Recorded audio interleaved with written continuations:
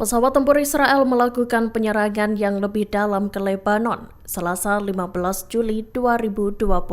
Serangan itu dilaporkan menyasar target-target Hizbullah di Lebanon Timur. Pasukan Israel IDF menarget benteng Hizbullah dan kompleks elit pasukan Radwan sekira 100 km dari perbatasan Israel. Dikutip dari Ynet News, serangan itu dilancarkan oleh Angkatan Udara yang berkoordinasi dengan intelijen militer dan Komando Utara. Operasi itu difokuskan pada kamp pelatihan dan depot senjata Hizbullah. Gumpalan asap tebal pun tampak mengepul dari lembah Beka. IDF mengklaim lokasi-lokasi yang ditarget digunakan untuk melatih para pejuang Hizbullah. Pasukan Radwan yang merupakan unit elit Hizbullah menjadi target khusus militer Israel. Operasi ini seolah menyatakan bahwa IDF merasa khawatir dengan Hizbullah yang membangun kembali kemampuan elitnya. Militer Israel mengklaim pihaknya telah beroperasi melawan unit Radwan dalam 2 tahun terakhir. IDF mencoba mencegah pembentukan dan pembangunan kembali pasukan elit Hizbullah tersebut. 3 tentara IDF tewas dan 1 lainnya terluka parah akibat tank Israel meledak di Gaza Utara.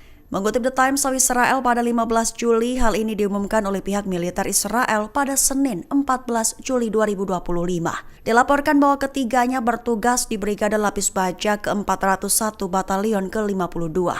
Menurut penyelidikan awal, IDF dilaporkan berada di dalam tank yang terkena ledakan di Jabalia, Gaza Utara. Awalnya IDF menduga tank tersebut terkena tembakan RPG Hamas.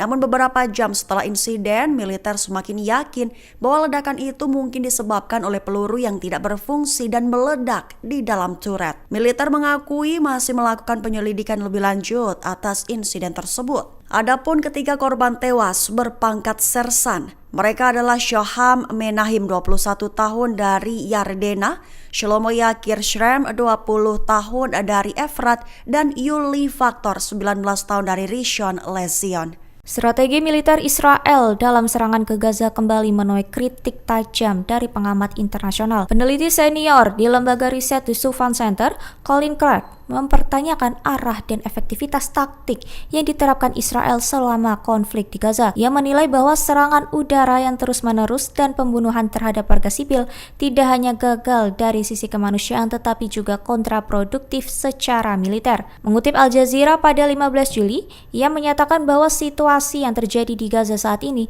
bisa digambarkan sebagai bencana total.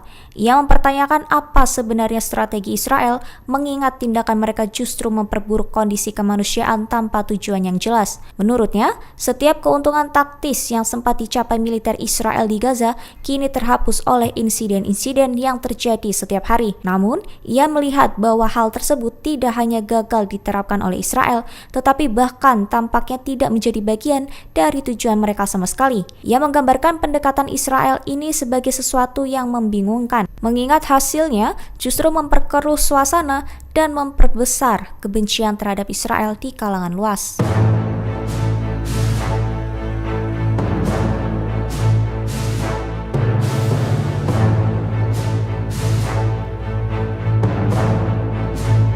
Pekerja di pelabuhan Piros Yunani dilaporkan menghentikan pengiriman senjata ke Israel. Pemblokiran itu dilakukan pada Senin 14 Juli 2025.